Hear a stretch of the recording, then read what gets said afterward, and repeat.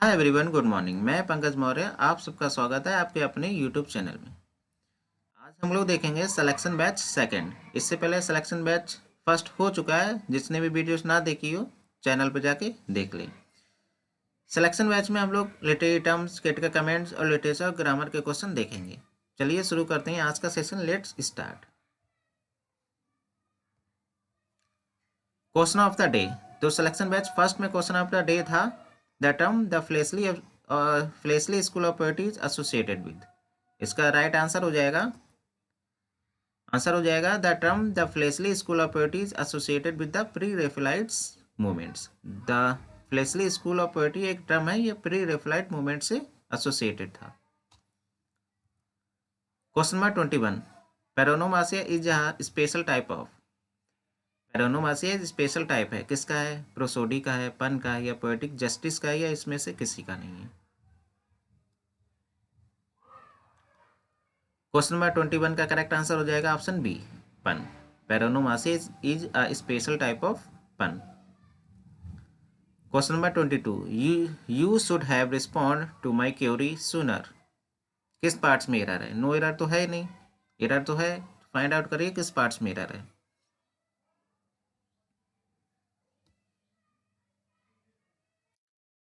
Question number 22 का correct answer हो जाएगा option B, responded in place of respond. जो रिस्पॉन्ड है ये वर्ब फर्स्ट है और इसकी वर्ब सेकंड बनेगी रिस्पॉन्डेड, और वर्ब थर्ड भी रिस्पॉन्डेड। तो यहाँ पे हैव के साथ हमेशा वर्ब की थर्ड फॉर्म का यूज होता है, इसलिए यहाँ पे रिस्पॉन्ड नहीं रिस्पॉन्डेड हो जाएगा। You should have responded to my query sooner. तुमको रिस्पॉन्ड करना चाहिए था मेरी क्यूरी को सूनर। Question number 23।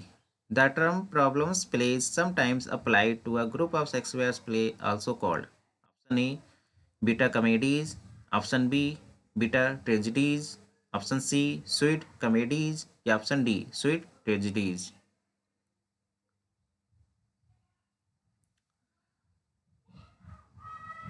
शेक्सपियर के 3 प्रॉब्लम्स प्ले हैं, उसको और किस नाम से जानते हैं? क्वेश्चन नंबर 23 का करेक्ट आंसर हो जाएगा ऑप्शन ए, बीटा कॉमेडीज। जो शेक्सपियर के प्रॉब्लम्स प्ले है, ये 3 प्रॉब्लम्स प्ले है। कौन कौन से हैं? Troilus and Cressida, measure for measure, all's well that ends well. ये 3 प्रॉब्लम्स प्ले हैं, इनको बीटा कॉमेडीज के नाम से भी जाना जाता है।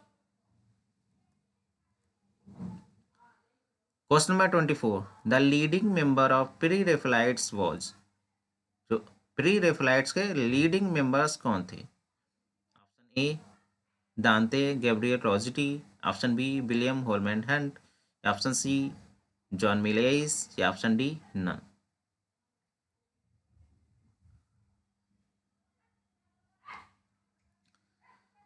क्वेश्चन नंबर 24 का करेक्ट आंसर बन जाएगा option B, William Holman Hunt. The leading member of pre Raphaelites was William Holman Hunt. Question number 25। The Commonwealth period also known as. Commonwealth period को और किस नाम से जानते हैं?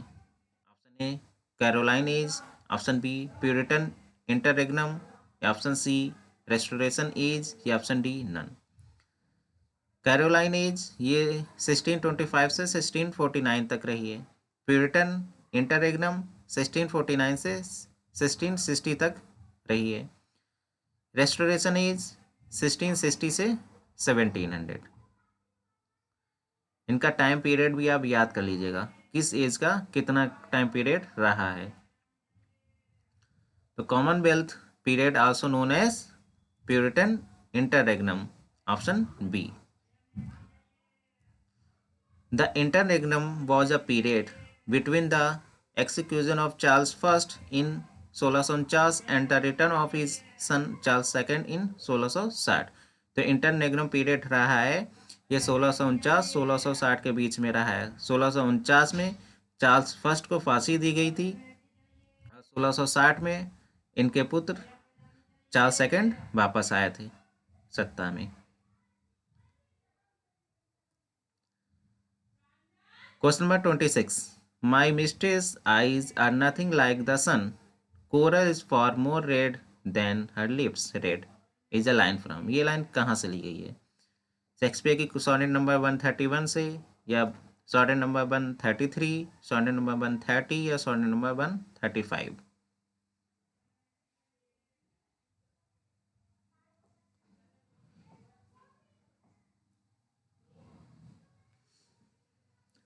क्वेश्चन नंबर 26 का करेक्ट आंसर बन जाएगा option C, Shakespeare sonnet 130, 130, sonnet number 130 से लाइन ली गई है। My mistress' eyes are nothing like the sun, coral is far more red than her lips red.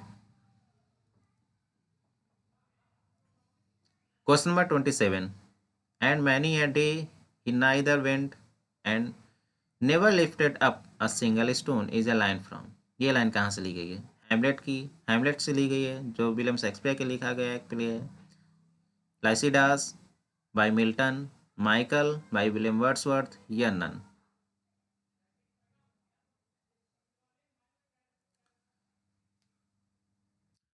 Question number 27 का करेक्ट आंसर हो जाएगा option C, Michael by William Wordsworth.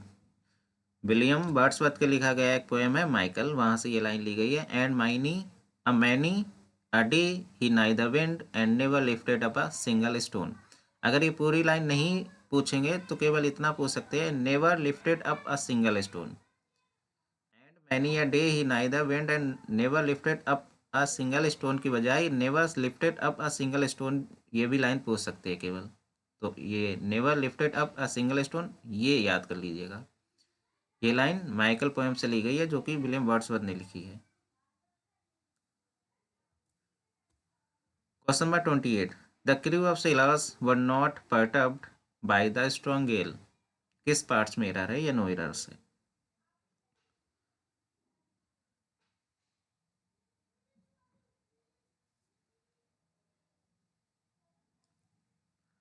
Question number 28 का correct answer हो जाएगा option B, was in place of were. जहाँ पे वर का use हुआ है वहाँ पे वॉज का यूज होगा। The crew of sailors was not perturbed by the strong gale. यहाँ पे सेलर्स के ग्रुप को क्रू बोलते हैं, और क्रू यहाँ पे कलेक्टिव नाउन की रूप में यूज हुआ है, और जो कलेक्टिव नाउन होते हैं वो हमेशा सिंगुलर में आते हैं, इसलिए यहाँ पे बर्नी वॉज का यूज होगा। The crew of sailors was not perturbed by the strong Gayle.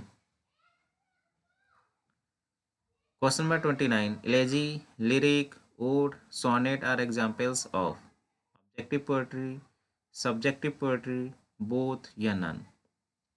Elegy है, लिरिक है, ओड है, सोनेट है, किसके एग्जाम्पल्स है?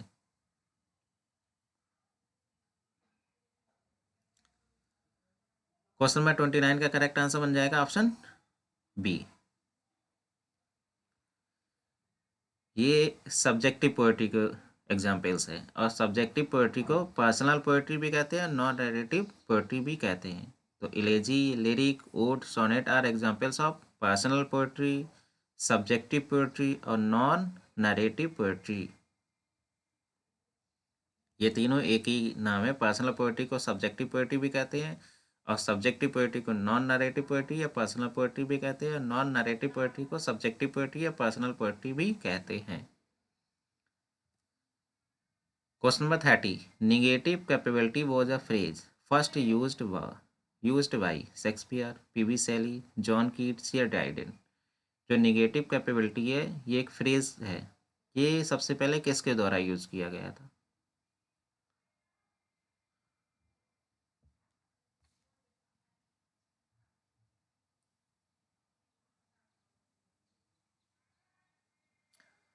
क्वेश्चन नंबर 30 का करेक्ट आंसर बन जाएगा option C, John Keats. Negative capability was a phrase first use by romantic poet John Keats.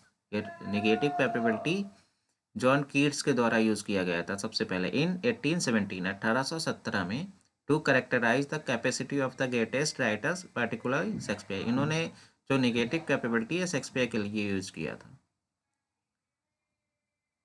Question number 31, we ordered a pizza which are one of my favourite foods, no error, किस parts में error है?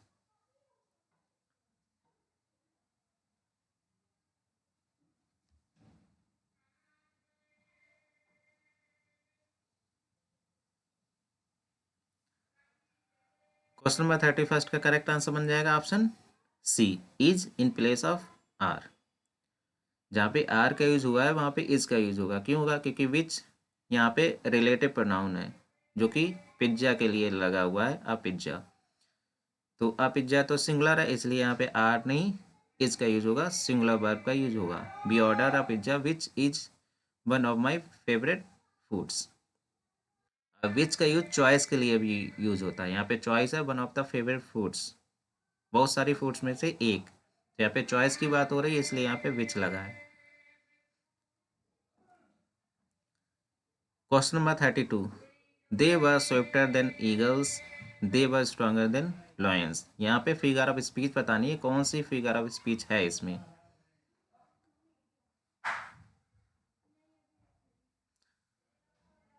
Question number 32 का correct answer बन जाएगा option C, hyperbole. They were swifter than eagles, they were stronger than lions, यहाँ पे hyperbole का use हुआ है। क्वेश्चन नंबर 33, सॉन्ग, एक सॉन्ग है, hark hark the lark at heaven's gate sings. ये सॉन्ग कहाँ से लिया गया है? हैमलेट से, लाइसिडास, माइकल, सिम्बलिन। जो भी क्वेश्चन आपको प्रोवाइड करवाए जा रहे हैं वेरी इंपॉर्टेंट है टीजीटी पीजीटी के पॉइंट ऑफ व्यू से, इसलिए एक एक क्वेश्चन को रट लीजिए। क्वेश्चन नंबर 33 का करेक्ट आंसर बन जाएगा option D, Cymbeline by Shakespeare. ये एक सॉन्ग है, hark hark the lark at heaven's gate sings. ये जो सॉन्ग आया है सिम्बलिन्स में आया है, बाई शेक्सपियर के द्वारा लिखा गया प्ले है। Question number 34, it has been raining since 2 hours, no error. किस पार्ट्स में एरर है या नो एरर से?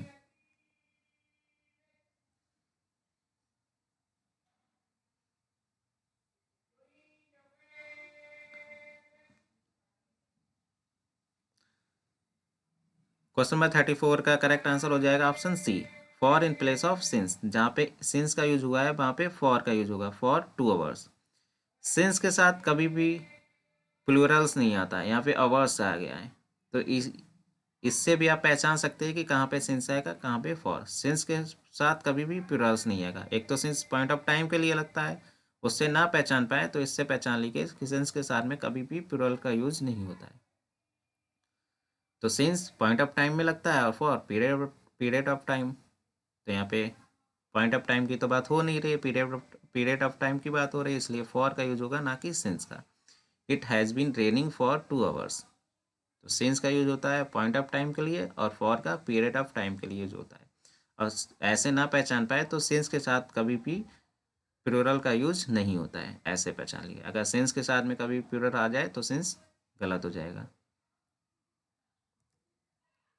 Question number 35, aubade is, aubade क्या है? ये ग्रीक वर्ड है, लैटिन वर्ड है या फ्रेंच वर्ड है, या बीसी दोनों है? ग्रीक और लैटिन दोनों ही वर्ड है।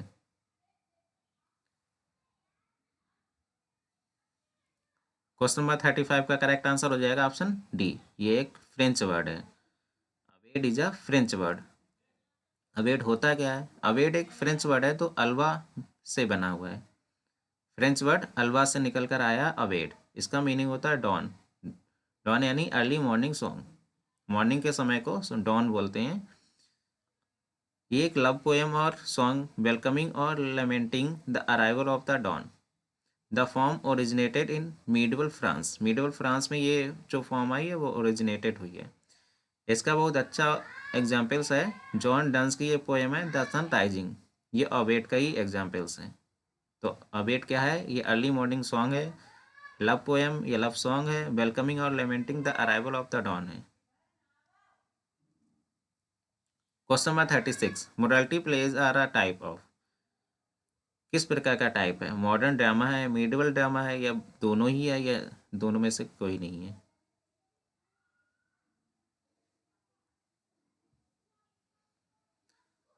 क्वेश्चन नंबर 36 का करेक्ट आंसर बन जाएगा option B, medieval drama. Moralities plays are a type of medieval drama, यह मिडिवल ड्रामा का एक टाइप है।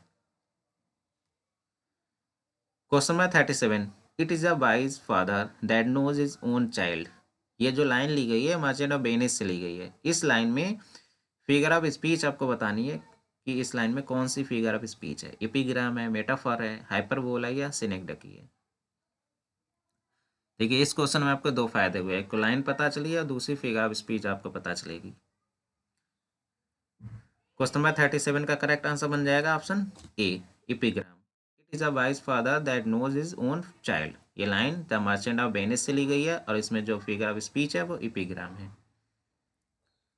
Epigram, a brief pointed saying that introduce antithetical ideas. Apparent contradiction, इसमें clear contradiction होता है। And alternative name for apothegm is an epigram. Epigram को apothegm नाम से भी जाना जाता है, इसका अल्टरनेटिव नेम अपोथेग्म भी है। Question number 38, an unstressed syllable followed by a stressed syllable, iambic, anapest या trochaic, dactylic. Unstressed syllable followed by a stressed syllable. Question number 38 का करेक्ट आंसर हो जाएगा option A, unstressed syllable followed by a stressed syllable is called iambic. Question number 39. Every Saturday the workers gets their weekly wages. किस parts में error है?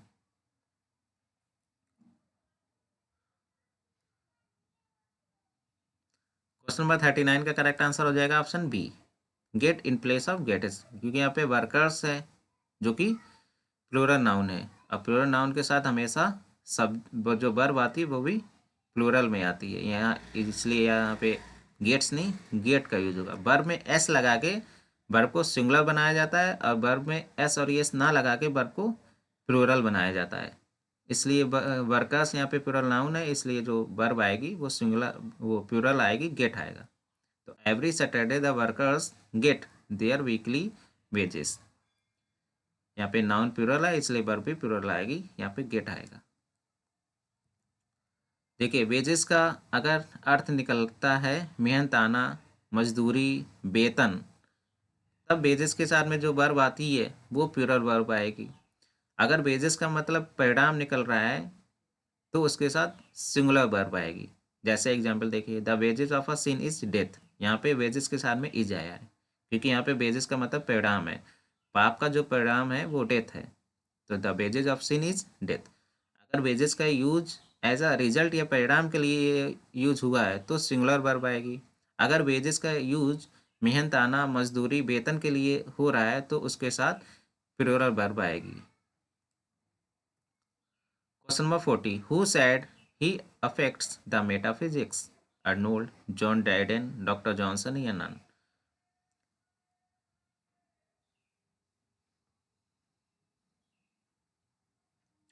Question number 40 का correct answer बन जाएगा option B, John Dryden. John Dryden कहते हैं he affects the metaphysics. John Dryden ने कहा है he affects the metaphysics in his 1693 work. इनका 1693 में एक वर्क आया था, discourse concerning the original and progress of satire. इस वर्क में इन्होंने कहा था he affects the metaphysics. Comment box में बताइएगा यहाँ पे ही कौन है, ही अफेक्ट्स द मेटाफिजिक्स में ही कौन है, ये कमेंट बॉक्स में कमेंट करके आंसर बताइएगा। क्वेश्चन ऑफ द डे, आज का क्वेश्चन है हु डिस्क्राइब डन। डन को कौन डिस्क्राइब करता है? The first poet in the world in some things. Question of the day का रिस्पांस कमेंट बॉक्स में करिएगा। आज के लिए बस इतना ही। क्वेश्चंस अगर पसंद आ रहे हो चैनल को लाइक, शेयर एंड सब्सक्राइब करना ना भूलेगा। Thank you so much.